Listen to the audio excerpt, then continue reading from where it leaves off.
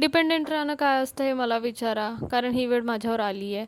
Actually ते ऑफिससाठी वेळेच्या आधी रेडी राहून पण मी ऑफिसवर वेळेवर कशी काय नाही पोहोचली हे तुम्हाला समोर समजणार. असो, बाकी सगळ्या नटापट्टा करून टिकली बिकली लावून मी इथं रेडी झाली आहे आणि समोर बघा जी ट्रॅजेडी झाली आहे ना, डोकं खराब झालं होतं माझं आज. बघाल तुम्ही. काय करायचं, ऑलरेडी एवढा उशीर झाला आहे, रॅपिडो बुक होत नाही आहे.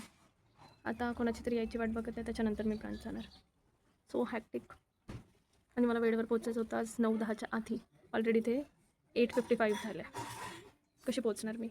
जवळजवळ आहे 13 किलोमीटर ब्रांच दूर. कसं करू?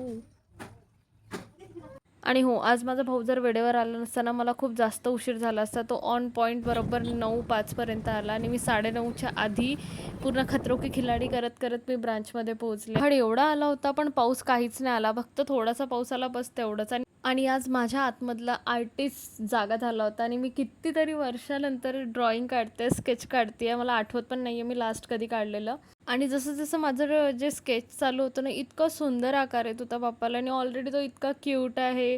आणि हे बघा किती छान बनलेलं आहे. आणि बरेच वर्ष स्केच काढलं आहे, ड्रॉइंग काढली आहे. आणि तुम्हाला तर कसा वाटला मला नक्की कमेंटमध्ये सांगा. आणि असाच माझा दिवस गेला आणि घरी आल्यानंतर ह्या पिल्लांची मस्ती अशीच चालू असते. आणि असं सुद्धा माझा आजचा दिवस. उद्या भेटूया सकाळी सकाळी. बाय.